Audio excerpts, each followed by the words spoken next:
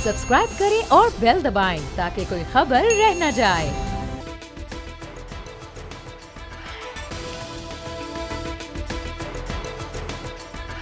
अस्सलाम वालेकुम, मैं हूं फैसल अजीज़ खान।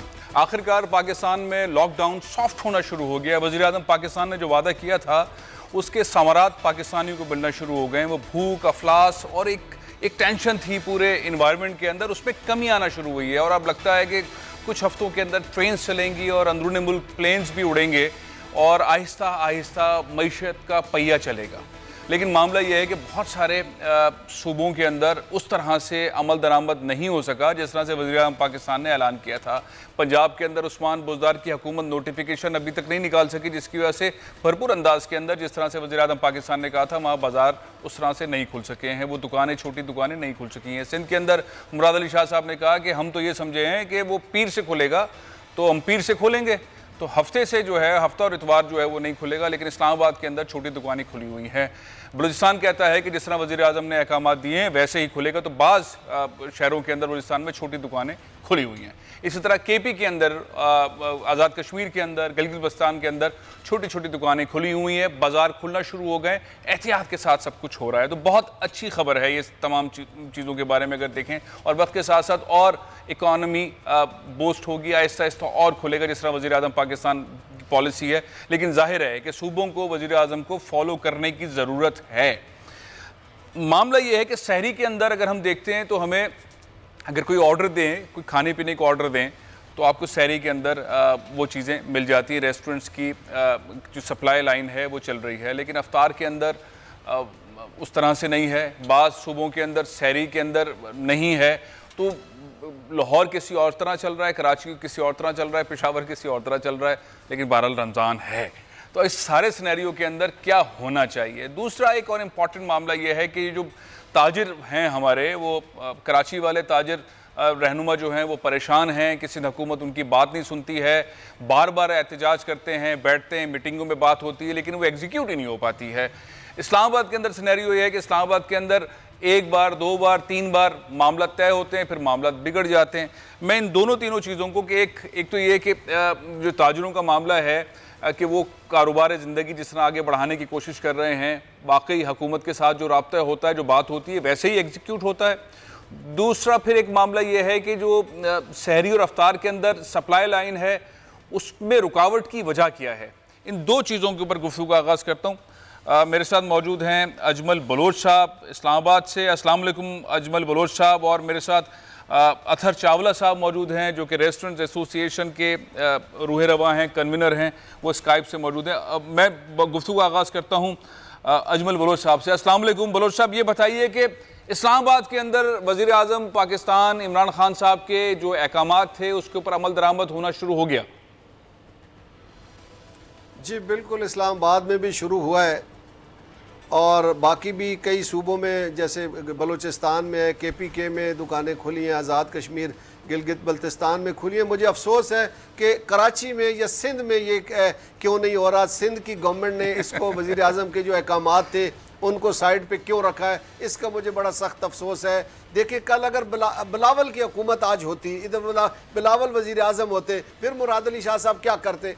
मुझे इस बात का अफसोस है। कल से मैं लगा हुआ हूँ कि मुल्क का चीफ एग्जीक्यूटिव प्राइम मिनिस्टर होता है, वो कोई भी हो, लेकिन अगर वजीर आजम 6 तारीख को तमाम वज़रा नहीं, वो समझे नहीं ना, मुराद अली शाह साहब समझे नहीं। इमरान खान साहब ने तो कहा कि 9 तारीख से खुलेगा, लेकिन मुराद अली शाह साहब ने कहा कि हमें ये समझ आया कि पीर से खुलेगा। उनको ये ताजरों पर मुराद अली शाह साहब ताजरों पर सियासत कर रहे हैं।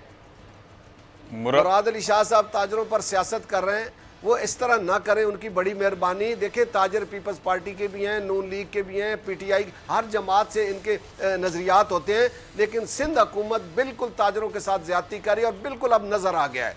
ये कहना, कल सईद गनी साहब भी ये बात कर रहे थे, मुझसे इम्तियाज़ शेख साहब भी मेरे साथ आपके प्रोग्राम में थे और उन्होंने मुझसे वादा किया आपके प्रोग्राम बोल चैनल पे कल। अच्छा, क्यों सियासत क्यों कर रहे हैं? नहीं, सियासत क्यों कर रहे हैं आप अजमल बलोच साहब, क्यों सियासत कर रही है पाकिस्तान पीपल्स पार्टी मुराद अली शाह साहब ताजरों के साथ? सर देखिए, और अगर ये सियासत नहीं कर रही है तो और क्या है? मुझे बताएं कि मुल्क चीफ एग्जीक्यूटिव 6 तारीख को ये ऐलान करता है कि 9 मई को हम शटर डाउन खोलेंगे, हम लॉकडाउन में नरमी करेंगे और खुल गया बाकी। कराची में क्यों ताजरों को जलील किया जा रहा है? कराची कोई सिंध गवर्नमेंट खुदा ना खास्ता कोई डबल ट्रिपल ये काम कर रही है कि उनके काम में हर्ज आ जाएगा। और जिस दिन काम तो कुछ नजर नहीं आ रहा, पता नहीं कौन सा काम है। इजलास है, वो भी आपस में 4 लोग बैठ के करते हैं, ग्राउंड के ऊपर सिचुएशन नजर नहीं आती। एज ए सदर अंजुमन ताजरान पाकिस्तान मुझे सख्त अफसोस हुआ है पीपल्स पार्टी की गवर्नमेंट का कि वो सिंध में उन्होंने बहुत बड़ी ज्यादती की है। उन्होंने आज कारोबार लोगों को खोलने देना था चूंकि मुल्क के चीफ एग्जीक्यूटिव के ऑर्डर थे। मुझे सख्त अफसोस है सिंध गवर्नमेंट से, जो मर्जी वो कहे, लेकिन ज्यादती की है सिंध के ताजरों के साथ ज्यादती हुई है। तमाम ताजिर रहनुमा यही समझ रहे हैं कि मुराद अली शाह साहब ने चीफ एग्जीक्यूटिव ऑफ पाकिस्तान, वज़ीर आज़म पाकिस्तान इमरान खान साहब के फैसले की तायद नहीं की, नहीं माना। पूरा पाकिस्तान खुला हुआ है, जिस तरह से फैसला हुआ उस स्टैंडर्ड के हिसाब से खुला हुआ है।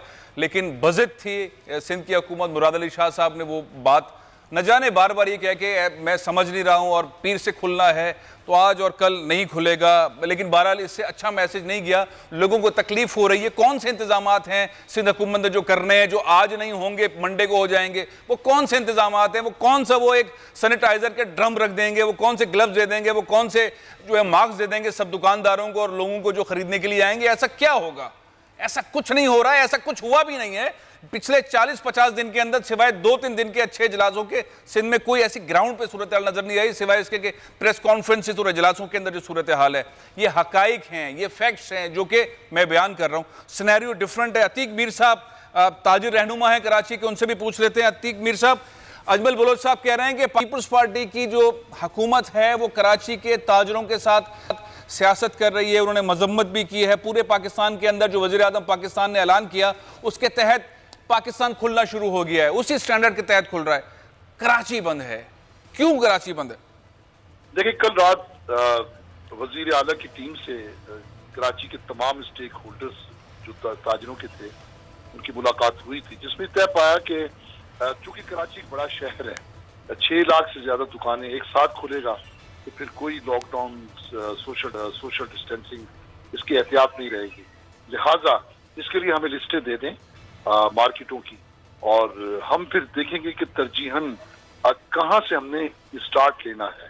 तो पीर के दिन से वो इस पे स्टार्ट करेंगे। अभी भी मेरी एक अच्छा, कोई वर्किंग ही नहीं है। आज लिस्ट मांग रहे हैं, कल आपसे कोई वर्किंग नहीं है उनकी, कोई वजारत। उसका तो वजीर जो है वो तिजारत भी नजर नहीं आ रहा है पाकिस्तान पीपल्स पार्टी की हुकूमत का। वजीर तिजारत आपको मालूम है कौन है? आप तो मीटिंग वजीर तिजारत से नहीं कर रहे।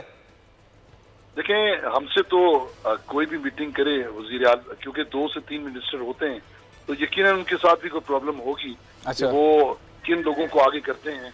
हमारा तो काम है कि हमें मजबूरी है वजीर बना देते हैं। मुद्दा पूरा होना चाहिए। आप मुतमईन है पीर से खुल जाए, कोई बात नहीं। वजीर आज़म पाकिस्तान की बात नहीं मानी गई, आज नहीं खुला, कोई आपको इसके ऊपर वो नहीं है। पीर के दिन देखें, मैं आपको एक बात वाज़ेह कर देना चाहता हूँ, इसमें किसी को भी कोई शक नहीं रहना चाहिए, कोई इब्हाम नहीं है इस बात पे।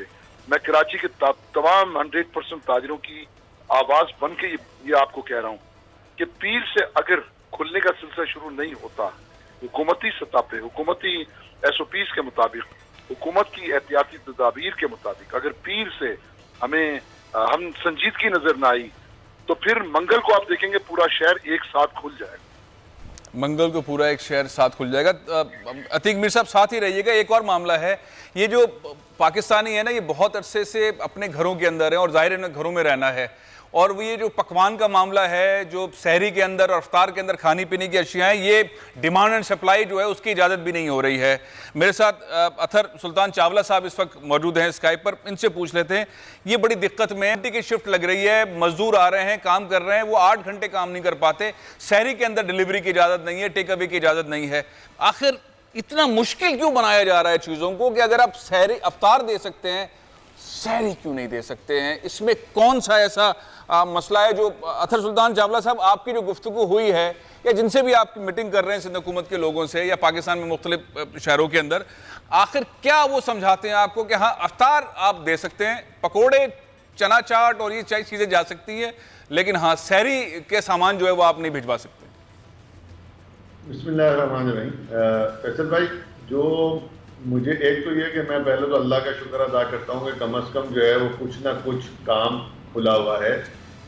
ये बात भी हकीकत है कि जब ताजरों की बात देखते हैं तो उनका तो बिल्कुल ही कोई काम नहीं खुला हुआ। मीर साहब भी मौजूद है, बाकी हजरत भी मौजूद है। नहीं, सिर्फ कराची में, बाकी तो खुल गया है कि पंजाब में जो है वो तो खैर शुरू से ही खुला हुआ ना। पंजाब में तो कभी बंद ही नहीं हुआ, सिर्फ डाइनिंग बंद रही है। पंजाब में तो टेक अवे और वो जो खुला हुआ ही है। सिंध में जो है वो 5 घंटे के लिए जाता है। पंजाब में जो खुला रहा वहां पे हमने कोई ऐसी इतलात नहीं देखी कि बहुत ज्यादा कोरोना फैल गया है, मरीज बहुत सारे हो गए, खुदा ना खास्ता हलाकतें जहां बाग लोग बहुत ज्यादा हो गए, ऐसा कोई सिनेरियो नहीं था। सिंध में अगर बंद किया तो कितने लोग बचा लिए या कितने लोग इसके अंदर?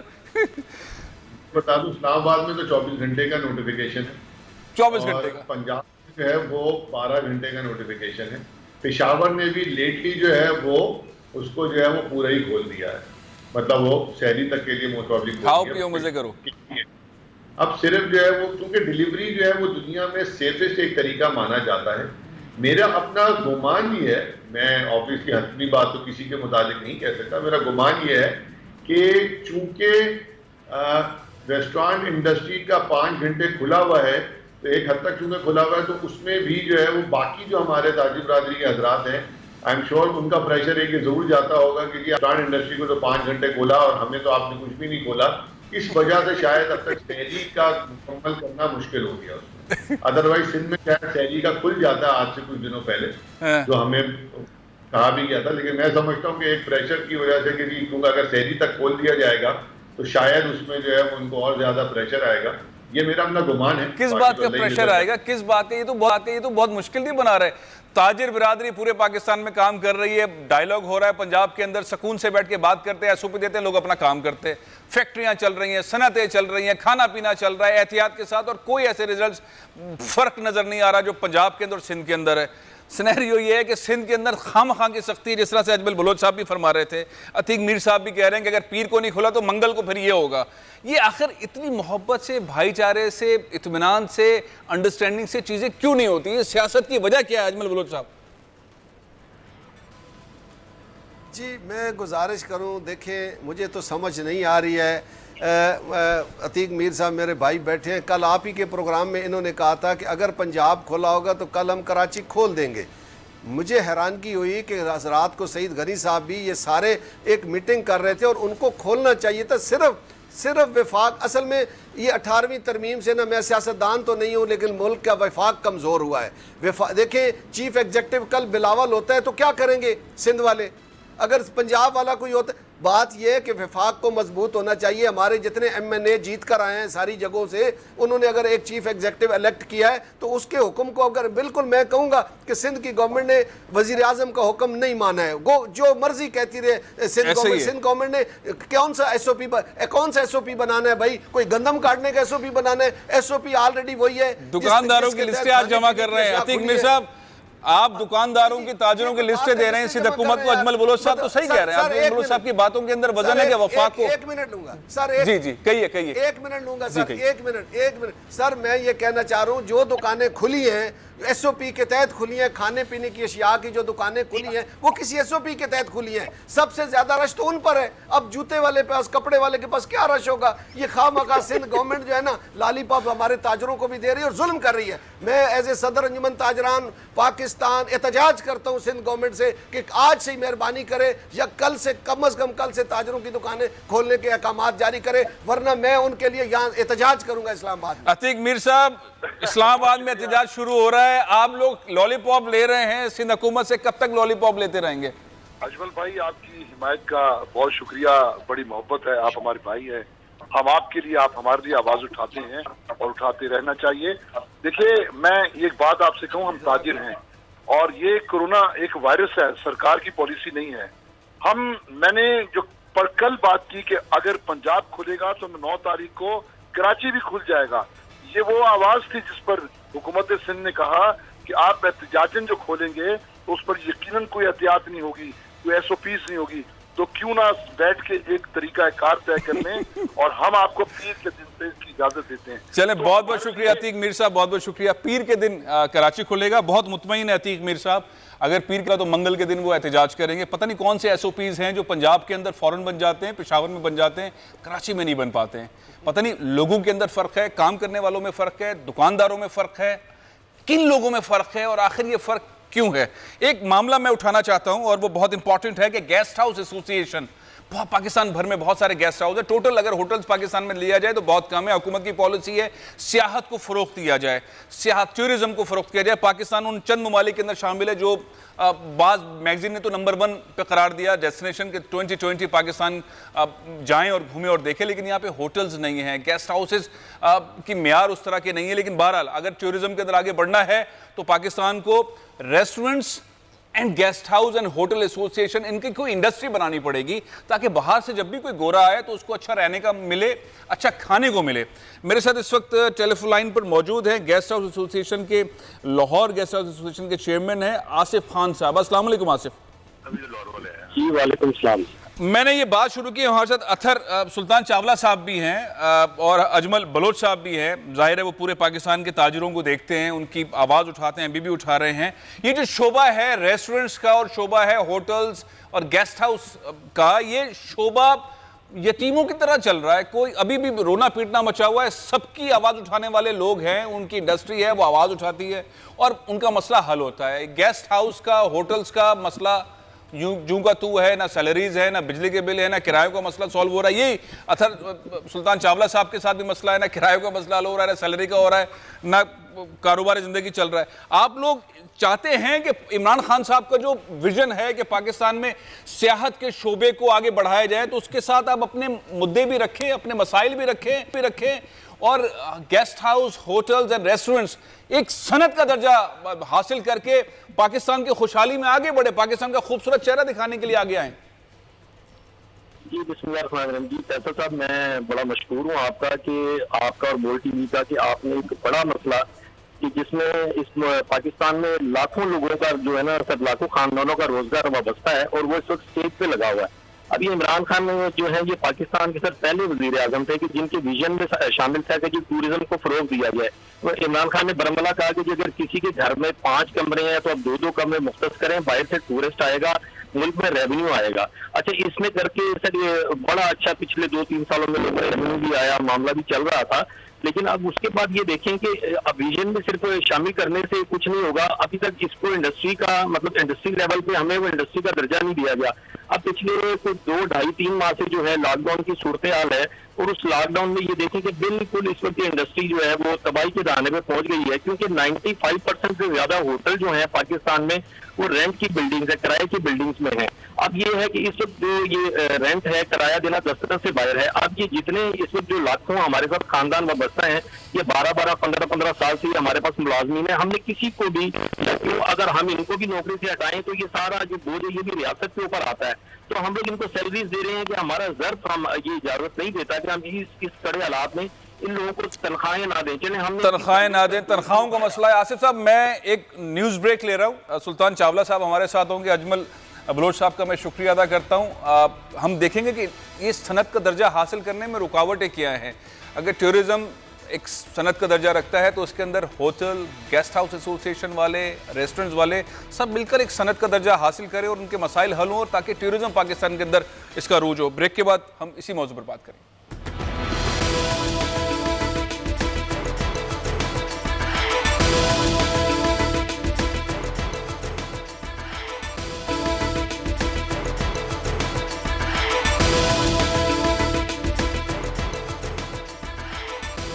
पाकिस्तान को सियाहत के शोबे में बहुत आगे बढ़ना है। वज़ीर आज़म पाकिस्तान का विजन बहुत क्लियर है। बलूचिस्तान के अंदर हम डेवलपमेंट देख रहे हैं, नॉर्दर्न एरियाज़ के अंदर डेवलपमेंट देख रहे हैं। कोरोना का मामला है, अब कोरोना के मामले में सारी दुनिया ने इसी तरह से जीना है, लेकिन बहरहाल ये कोरोना का मामला भी एक वक्त में ख़त्म होगा। तो क्या सियाहत के शोबे के लिए तैयारी इस तरह की है?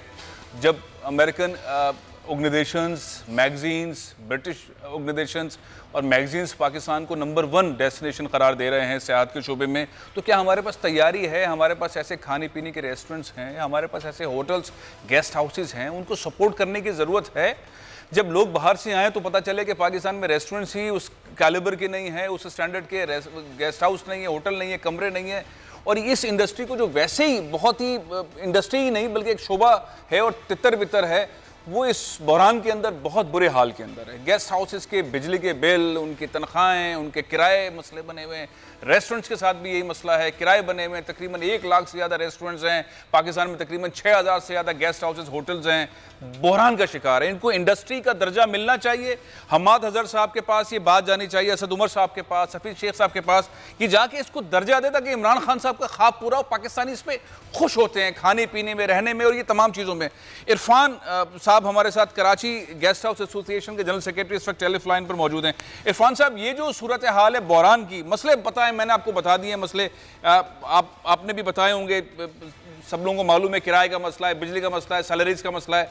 लेकिन लॉन्ग टर्म के अंदर अगर इमरान खान साहब का ख्वाब पूरा करना है तो इरफान साहब, आप, आसिफ साहब, आप, अथर चावला साहब, आप इतने सारे लोग हैं, ये ख्वाब कैसे पूरा होगा इरफान साहब? सर बहुत शुक्रिया फैसल साहब। सर देखिए, असल में मैं सुन रहा हूँ मेरे आसिफ भाई साहब ने भी और आप लोगों ने भी जिस तरह ये सर्विसेज को या ये हमारी जो सिटीजन सर्विसेज को रजिस्टर्ड कर रहे हैं, एक्चुअली हमारा डायरेक्ट लिंक है ट्रैवलिंग के साथ। हमारी जो प्रॉब्लम्स हैं ये पाकिस्तान में शुरू होने से पहले ही स्टार्ट हो गई थी, क्योंकि जाहिर है पूरी दुनिया में जब ये इशू चला था तो उससे पहले ही इसकी वजह से ट्रैवलिंग बहुत कम हो गई थी। अच्छा। तो हम 1 महीना पहले से अफेक्ट हैं इस इशू से, नंबर 1। नंबर 2, ये हमें बेसिकली इसको बहुत संजीदगी से लेने की जरूरत है। तीसरी बात, ये बड़ा जो सबसे अहम पॉइंट सर ये है कि हम जो हमारे एक्सपेंडिचर है, जो फिक्स एक्सपेंडिचर है, वो कंपैरेटिवली दूसरी जितनी भी ट्रेड है उससे ज्यादा हाई है। अच्छा, अथर चावला साहब, ये जो एक बात है कि अगर ख्वाब पूरा करना है इमरान खान साहब का, सारे पाकिस्तानियों को अच्छा लगता है, तो कौन से 2-3 पॉइंट है जिसपे आप समझते हैं कि सनत का दर्जा दे दिया जाए? अथर चावला साहब, इस इंडस्ट्री को, रेस्टोरेंट्स को और गेस्ट हाउस होटल एसोसिएशन को कौन सा ऐसे 2-3 पॉइंट आप तजवीज़ करेंगे हमाद अदर साहब के लिए, असद उमर साहब के लिए? देखिए फैसल भाई, ये बात तो जैसे आपने कहा कि टूरिज्म में जो मेजर उसमें हिस्सा होता है वो या तो रेस्टोरेंट्स का होता है या फिर वो होटल इंडस्ट्री और अपने गेस्ट हाउसेस का होता है। तो इसमें जो है वो उनको इमीडिएटली रेस्टोरेंट इंडस्ट्री का देना चाहिए, रेस्टोरेंट को और होटल्स को इंडस्ट्री का फौरन देना चाहिए। रेस्टोरेंट एंड होटल इंडस्ट्री को की जो मसाइल है उसके हैंडल करने के लिए हम बात कर रहे थे। अथर सुल्तान चावला साहब, अपनी बात मुकम्मल कर लीजिए सर।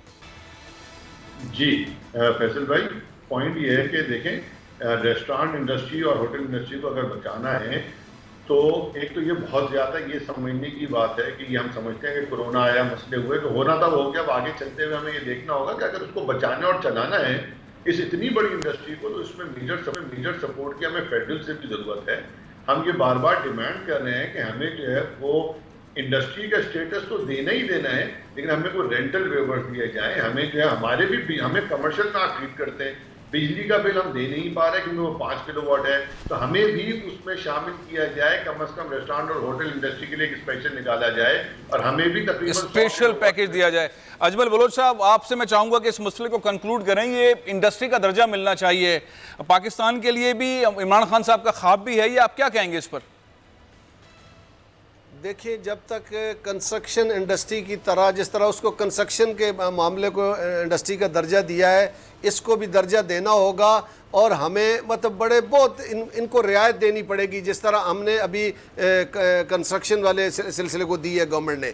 इसमें चारों सूबों, गिलगित बल्तिस्तान, आज़ाद कश्मीर के कल्चरल शॉप्स होनी चाहिए हर जगह पे। हमें बहुत अच्छे होटल बनाने चाहिए, बहुत अच्छी सफाई के साथ। हमें दुनिया को बताना है, जैसे दुनिया कह रही है कि हमारी जगह इतनी अच्छी है, तो हम वक्त ज़ाया कर रहे हैं। गवर्नमेंट को चाहिए फिल फॉर इसमें 90% वो रियायतें दे लोगों को, ताकि लोग इस एरिया को जाके खूबसूरत बनाएं और हमारे जो बाहर से लोग आएंगे सियाहत के लिए, वो आते साथ उनको तब्दीली नज़र आए कि वाकई ये पाकिस्तान में जो जगह जो हमें बताई गई थी वो हमारी सोच से भी ज़्यादा अच्छी हैं। तो इसको अच्छा करने में प्राइवेट सेक्टर को शामिल करें, और प्राइवेट सेक्टर ये बहुत अच्छा कर सकता है। गवर्नमेंट आधा हिस्सा गवर्नमेंट डाले, आधा हिस्सा प्राइवेट सेक्टर हो, और ये इसको बड़ा अच्छा किया जा सकता है। कोई मुश्किल नहीं है, सिर्फ वज़ीर आज़म साहब का ध्यान इस तरफ, वैसे तो ज़रूरत नहीं है, वज़ीर आज़म साहब खुद चाह रहे हैं, लेकिन इस वक्त कोरोना के मसले में थोड़ी सी मुश्किलात हैं। मेरे ख्याल में उन तक अगर होटल मोटल एसोसिएशन आ जाए, मैं असद उमर साहब से इनकी मीटिंग करवाता हूँ, हमाद अजहर साहब से, ये मेरे भाई हैं, हम लेकर जाते हैं और इस मसले को इंशाअल्लाह ताला दोबारा जब हम बैठेंगे तो ये खुद कहेंगे कि हम किसी जगह पे गए और हमें हमारा बहुत जबरदस्त, बहुत बहुत शुक्रिया अतहर सुल्तान चावला साहब, अमजद बलोच साहब, आसिफ साहब और इरफान साहब। ये बात आखिर में जो है वो अमजद बलोच साहब ने कह दी है कि इस शोबे को इंडस्ट्री बनाना है। रेस्टोरेंट्स लावारिसों की तरह काम कर रहे हैं पाकिस्तान में, स्टैंडर्ड भी नहीं, कोई बहुत अच्छे हैं, कोई बहुत ही बुरे हैं, ट्रेनिंग नहीं है, वेटर्स की ट्रेनिंग नहीं है, कुक्स की, शेफ्स की ट्रेनिंग नहीं है, तो वो वहाँ पे पूरा एक ट्रेनिंग का मरहला हो ताकि जब बाहर से टूरिस्ट आए तो पाकिस्तान के खाने को स्टैंडर्ड की तरह जाए। जैसे टर्की के अंदर हम देखते हैं, दुबई के अंदर देखते हैं, सऊदी अरब के अंदर देखते हैं, ऐसे पाकिस्तान के खाने भी बड़े ज़बरदस्त हैं, उनके स्टैंडर्ड की ज़रूरत है। इसी तरह होटल इंडस्ट्री को भी इंप्रूव करने की ज़रूरत है। बाकायदा तौर पर पाकिस्तान में एक इनकलाब आने वाला है सियाहत का आफ्टर कोरोना, तो उसके लिए तैयारी की ज़रूरत है। बड़ी अच्छी बात की अजमल बलोच साहब ने, वो मुलाकात करवा देंगे तो अब मसला इंशाल्लाह ये आगे बढ़ेगा, हल की जानी पड़ेगा। एक बहुत अहम मामला है, पाकिस्तानी सबसे ज़्यादा अगर कहीं रहते हैं किसी मुल्क में तो वो सऊदी अरब है। सऊदी अरब के अंदर तकरीबन 25 लाख के लगभग पाकिस्तानी रहते हैं। हर साल तकरीबन 1 से 1.5 लाख पाकिस्तानी उम्रे के लिए जाते हैं। हर माह हम देख रहे होते हैं 30,000 के करीब लोग जा रहे होते हैं उम्रा करने के लिए। अब वहाँ पर बड़ी तादाद के अंदर पाकिस्तानी फंसे हुए हैं। वहाँ भी इकनॉमिक सूरत हाल बहुत ख़राब है। सऊदी अरब के अंदर सिचुएशन एक ऐसी गंभीर पेचीदा इन्वायरमेंट के अंदर है कि अगर PIA भरपूर कोशिश करती रहे, हमारे एम्बेसी वहाँ पर भरपूर कोशिश करती रहे, तब भी मसाइल फौरी तौर पर हल होने की पोजीशन में नहीं नहीं हैं। मेरे साथ इस वक्त टेलीफोन लाइन पर मौजूद हैं पाकिस्तान के एम्बेसडर हैं अली एजाज साहब। अस्सलाम वालेकुम अली एजाज साहब, आपको आवाज़ आ रही है सर? जी वालेकुम अस्सलाम साहब। जी बहुत बहुत शुक्रिया, आपने प्रोग्राम में ज्वाइन किया। हम कोशिश कर रहे हैं कि जहां जहां पाकिस्तानी फंसे में उनके मसाइल हैं, आप अपने तौर पे भरपूर कोशिश कर रहे हैं, हुकूमत पाकिस्तान कोशिश कर रही है, लेकिन लोग सोशल मीडिया पे जो क्लिप्स देखते हैं उससे बड़ी तकलीफ होती है। जो वर्कर है जिसको तनख्वाह नहीं मिलनी, जिसको पर्चा पकड़ा दिया है कि अब तुम्हें वापस जाना है तो जहाज ही नहीं है, ना एमिरेट्स का है, ना PIA का है, ना सऊदी एयरलाइन का है। 3-4 कैटेगरीज के अंदर शायद पाकिस्तानी वहाँ पे फंसे हुए हैं। आप क्या देख रहे हैं, क्या सोल्यूशन आप देखते हैं पाकिस्तानियों को इस कोरोना के एरिया के अंदर, टाइम के अंदर? देखिए जी, सबसे पहले बहुत शुक्रिया फैसल साहब, आपने ये मौका दिया मुझे कि मैं थोड़ी सी पोजीशन एक्सप्लेन कर सकूं सऊदी के पॉइंट ऑफ व्यू से। जी एक ब्रॉड कैटेगरी अगर हम लेते हैं तो यहाँ पे एक चीज सामने रखने की जरूरत है कि एक पाकिस्तानी जिसका घर पाकिस्तान में है लेकिन इस वक्त या कोरोना वायरस से पहले वो सऊदीया विजिट कर रहा था, चाहे बिजनेस पॉइंट ऑफ व्यू से हो या सिर्फ फैमिली विजिट हो जी, तो उसको हम तरजीहात में रखेंगे। Those people who came to सऊदीया ऑन दिस विजिट पे उनको हमने फर्स्ट अपॉर्चुनिटी पे वापस अपने घरों की तरफ रवाना करना बिल्कुल। तो ये हमारी अवलीन तरजीह है। लेकिन एक इसमें एलिमेंट हमने मजीद देखना है कि पाकिस्तान के अंदर जो इस वबा के से रिलेटेड जो हम प्रिपरेशन कर रहे हैं उसमें क्वारंटीन फैसिलिटी आती है और बहुत ही तकदो के बाद एक अच्छा हिस्सा हमने मुरतब किया 7,000 का, जो बाहर से पाकिस्तानी मुंतकिल हो रहे हैं पाकिस्तान में, उनको वहाँ पे रखा जा रहा है और इस हिस्से को हम एक्सीड नहीं कर सकते। This is the maximum capacity that we have in Pakistan. अच्छा, तो इस हिस्से को सामने रखते हुए जो पाकिस्तानी हमने यहाँ सऊदीया से वापस भेजने हैं वो ना सिर्फ उनके घर वहाँ हो बल्कि B जो दूसरी कैटेगरी आती है वो लोग हों जो यहाँ पे ले हो चुके हैं, कोई काम के सिलसिले में वो उनके काम खत्म हो चुके हैं, उन्होंने वापस जाना है, या फिर जिनकी कोई इमरजेंसी है, कोई मेडिकल तिब्बी जरूरत है, इमरजेंसी वालों को भेजते हैं, इलाज कराना है। जी एग्जैक्टली। तो ये बड़ा एक डिफिकल्ट टाइम फ्रेम है जिसके अंदर माशाल्लाह 2.4-5 आपने जैसे फरमाया इतने 25 लाख पाकिस्तानी यहाँ पे हैं और अच्छी खासा यहाँ से टर्न ओवर रहता है। PIA का अपने जोबन पे जो मैक्सिमम ऑपरेशन होता है किसी भी मुल्क की तरफ, मेरे ख्याल में सऊदीया है। हफ्ते में 50 से ज्यादा फ्लाइटें इनकी यहाँ पे आम दिनों में आया करती हैं और वापस जाती हैं। 4 स्टेशन को टच करते हैं, दम्माम, रियाद, जद्दा, मदीना, और यहाँ से पाकिस्तानियों का टर्नओवर रहता है, आते भी हैं जाते भी हैं। आपने बड़ी खूबसूरती से सारा एक्सप्लेन किया, उम्रा ज़ाहिरीन, विजिटर्स, एक्सेट्रा, लगभग 1.5 लाख पाकिस्तानी आता है। तो ये सर एक मुश्किल वक्त है हमारे लिए, जिसमें हमने तरजीहात को सामने रख के उन जरूरतमंदों को निकालना है जो बगैर किसी डिले के वापस पाकिस्तान पहुंच सकते। अच्छा ये बताइए अली रियाज साहब, ये जो पाकिस्तानी हैं जो 25 लाख के लगभग वहाँ रह रहे हैं, आपने कैटेगराइजेशन कर दी और समझ भी आ रहा है कि जो विजिटर्स हैं उनको पहले भेजा जाए जबकि उनका घर वहाँ पर नहीं है, जो इमरजेंसी में हैं उनको फौरी तौर पर भेजा जाए। लेकिन पाकिस्तान में आप क्या समझते हैं, आपका क्या प्लान क्या है short term, mid term, long term के? ये जो लोग हैं जो क्यू के अंदर हैं, ये इनको कैसे कैसे किन किन तारीखों के अंदर आप कराची, लाहौर, इस्लामाबाद या किसी और शहरों के अंदर भेजने में कामयाब होंगे? देखिए जी, ये आपने बड़ा अच्छा सवाल किया और पहली बात तो मैं बताऊंगा कि हुकूमत पाकिस्तान इस सेंसिटिव इशू से बाखबर है और हमारे साथ सिफारत के साथ बिल्कुल मुताल्लिका इदारे राब्ते में है। और मुझे बड़ी खुशी है आपको बताते हुए कि अब आहिस्ता आहिस्ता यहाँ पे फ्लाइट, पाकिस्तानी फ्लाइट एयरलाइंस की जो है CIA की फ्लाइट्स जो है वो अब यहाँ पे रेगुलर फेजेस में आएंगी हफ्तावार। अच्छा, और हमें इंशाल्लाह हमें ये स्पेस मिलेगा, ब्रीदिंग स्पेस मिलेगा कि हम अपने पाकिस्तानी भाइयों को और बहनों बुजुर्गों को जो हकदार हैं, इवन अदरवाइज हर पाकिस्तानी का हक है वो पाकिस्तान जा सकता है, लेकिन क्योंकि हालात ऐसे हैं तो हमें थोड़ी सी तरजीहात डालनी पड़ती है बीच में।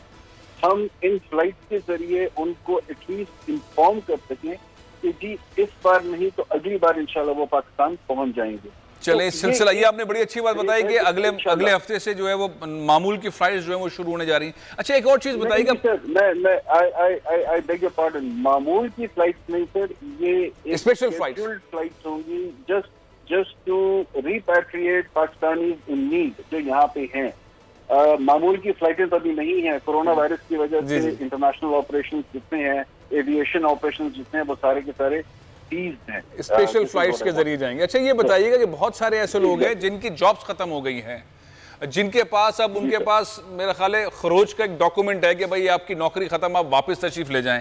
वो बड़े अजियत में हैं, उनके क्लिप्स दिल दहला देते हैं कि उनके पास रहने की जगह नहीं है, खाने पीने की जगह नहीं है, कमरे में 8-8, 10-10, 20-20 पाकिस्तानी फंसे हुए हैं, बाहर निकलते हैं, कर्फ्यू लगा हुआ है, जाएं कहाँ, खाएं कैसे, करें क्या? ऐसे पाकिस्तानियों के बारे में आपके पास क्या इत्तलात है? देखिए सर, आपने बिल्कुल बता फरमाया कि ये हैं प्रॉब्लम और ये जो वर्कर्स हैं, जो ब्लू कॉलर वर्कर्स हैं, और अब मैं ये भी बताता चलूं कि पाकिस्तानी माशाल्लाह एक अंदाजे के हिसाब से सबसे ज्यादा कंस्ट्रक्शन सेक्टर में सऊदीया में काम करते हैं जी। तो ऑब्वियसली ये एक रोल ओवर इफेक्ट होता है। एक कमरे के अंदर अगर 10 आते हैं तो 10 चले जाती हैं, लेकिन कभी 20 के 20 एक साथ नहीं हुए। और कोरोना वायरस की वजह से ये भी एक छोटा सा खदशा आ रहा है कि जी एक दूसरे से डर पैदा हो रहा है। तो आई अंडरस्टैंड ये सिचुएशन है। हमने सिफारत में और हमारी काउंसलेट है, हमने 24/7 हेल्पलाइन खोली हुई है। मैं खुद बतौर सफीर, मेरे अफसरान, हम सब ने अपने नंबर्स फैलाए हुए हैं, मुझे कॉल्स आती हैं और हम ऐसे लोगों की खोज में हैं कि जो ऑलरेडी खरूज पे हैं, जिनके काम खत्म हो चुके हैं, यहाँ पे टर्मिनेट हो चुके हैं उनके कॉन्ट्रैक्ट जी, उनके नाम हमें मिल जाए ताकि हम उनको तरजीहात में डाल के इनको पहली फुर्सत में, पहली अवेलेबिलिटी पे पाकिस्तान पहुंचा सकें। So this is what we are doing, sir. But there is I only wish that we could do more. But जो मैक्सिमम हम कर सकते हैं। अच्छा सर, इसका बताइएगा कि अंदाजन कितने पाकिस्तानी हैं जिनकी अब जॉब्स खत्म हैं और उन्हें वापस आना है, और वो इस तरह जिस तरह आप बता रहे हैं और आप उनसे राब्ते में भी हैं, टेलीफोन नंबर भी दिया हुआ है, इनकी क्वांटिटी कितनी है इन पाकिस्तानियों की? सर एक बात, राब्ते में बिल्कुल हम कोशिश करते हैं, नंबर हमने दिया हुआ है, लेकिन जो हमसे राब्ते में आता है वो हम उसके साथ बात कर लेते हैं। ठीक है। अच्छा, अब आपने फरमाया कि कितने ले ऑफ हो चुके हैं। सर कोरोना वायरस के स्टार्ट होने से पहले एक हिंसा जो मुरतब था, और ये रूटीन का है, इसमें कोई ऐसी बात नहीं है कि इससे कोई ताल्लुक है, वो 3-1 हजार का था। और जब से कोरोना वायरस स्टार्ट हुआ है तो उसके बाद 2900 कुछ, ये मैं आपको 2-3 दिन पहले की हिंसा बता रहा हूँ, मेरे पास अनफॉर्चुनेटली लेटेस्ट नहीं है, लेकिन ज्यादा फर्क ही नहीं है जी। तो टोटल नंबर जो इस वक्त है जो ले ऑफ हो चुका है, जिससे वापस पाकिस्तान जाना है, that ranges between 6,000 to 8,000 Pakistani जो यहाँ इस वक्त किंगडम में है। This is not an alarming figure. Alhamdulillah, things are under control. Government of Pakistan is a life-saving situation. We work under the guidance of the Ministry of Foreign Affairs.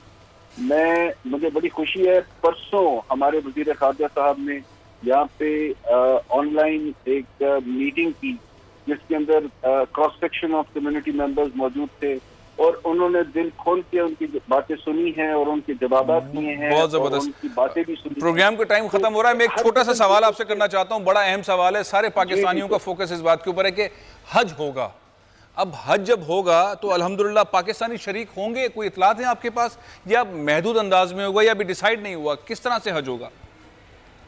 Sir देखिए, इस वक्त तक किसी किस्म की कोई इत्तला सऊदी गवर्नमेंट ने हज के मामले में दी नहीं है। एक बात मुस्बत दी है जी। इनके हज और उम्रा के वजीर ने आज से महीना पहले जी ये फरमाया है कि हर मुस्लिम ममालिक को कहा है कि अगर आप किसी किस्म की कोई अरेंजमेंट हज से रिलेटेड कर रहे हैं, जो बहुत सारी हैं, तिब्बी मामले हैं, रिहाइश के मामले हैं, खाने पीने के मामले हैं, जो हमारे हुजाज आते हैं जी, तो उनको रोक दें, कोई चीज फाइनल ना करें। अब ये कह देना सर बड़ा मुश्किल है कि क्या हज होगा, और अगर होगा तो बैनुल-अक़वामी सतह पे होगा, और अगर उस सतह पे नहीं तो क्या डोमेस्टिकेटेड होगा। ये सर मेरे ख्याल में बहुत जल्दी भी हमें पता चला तो अगले 2 हफ्तों से लेके 1 महीने के अंदर पता चलेगा। उस वक्त तक के लिए हमें सब्र करना होगा सर। बहुत बहुत शुक्रिया अली एजाज साहब, पाकिस्तान के एम्बेसडर सऊदी अरब में। पाकिस्तानी बड़ी तरह सऊदी अरब के अंदर फंसे हुए हैं। हुकूमत की अवलिन तरजीह है कि मुख्तलिफ कैटेगरीज़ के अंदर जो पाकिस्तानी को रखा है उनको वापस पाकिस्तान लेकर आए, जिनकी जॉब्स ख़त्म हो गई है उनको पाकिस्तान लेकर आएँ, और इमरजेंसी के अंदर जो पाकिस्तानी वहाँ फंसे हुए हैं उनको यहाँ लेकर आएँ, जो उम्रे पर गए हुए हैं उनको लेकर आएँ। मरहलावार ये चीज़ें हो रही हैं, लेकिन बहरहाल एक परेशानी है। आपने सुना पाकिस्तानी एम्बेसडर अली एजाज साहब ने बहुत तफसील से बताया, लेकिन तहम्मुल की ज़रूरत है। कोरोना वायरस के एनवायरनमेंट के अंदर जल्दबाजी नुकसानदेह हो सकती है। एहतियात के साथ Islamabad airport, Lahore airport, Karachi airport के ऊपर इंतजाम किए गए हैं, और एक लिमिट की सूरत में पाकिस्तानी इसको मुख्तलिफ कंट्री से लेकर आ रहे हैं, और उन्हें क्वारंटाइन करने के बाद उनको जो है उनके घरों पर जाने की इजाज़त दी जा रही है। तो हमें इसी मरहले से बहुत तहम्मुल के साथ गुजरना है। प्रोग्राम में ख़त्म कर रहा हूँ, इंशाल्लाह कल फिर मुलाकात होगी। इजाज़त दीजिए। पाकिस्तान जिंदाबाद।